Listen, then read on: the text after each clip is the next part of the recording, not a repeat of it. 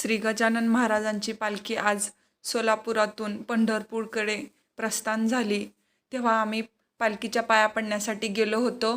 गेल्यानंतर पहिल्यांदा तर आम्ही गंध लावून घेतला गंधवाल्याकडून आणि आरू बाबांना गंध लावतात म्हणून खूपच खुश झाला होता. त्यालाही गंध लावायचा होता म्हणून आम्ही दोघा तिघांना पण आम्ही गंध लावून घेतला.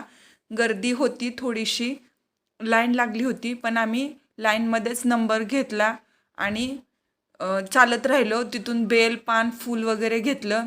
लाईनमध्येच आम्ही मस्त चालत राहिलो. थोड्याच वेळात लगेच आम्हाला दर्शनाची रांग संपत आली होती आणि समोरच संत गजानन महाराजांची पालखी समोरच ठेवली होती. रांगोळी पण खूप छान काढली होती, ते खूप मोठी काढली होती.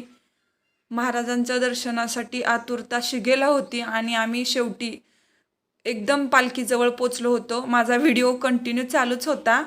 सांगत होते व्हिडिओ वगैरे बनवू नका, तरी पण आमचा व्हिडिओ वगैरे चालू होता आणि महाराजांचं दर्शन खूप छान झालं. पालखीचं गर्दी नसल्यामुळं खूप छान वाटलं.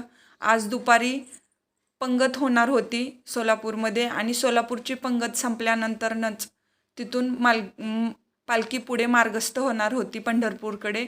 दर्शन छान झालं आणि गजानन महाराजांची मूर्ती खूप सुंदर दिसत होती. पालखीची सजावट पाना फुलांनी खूप छान केली होती.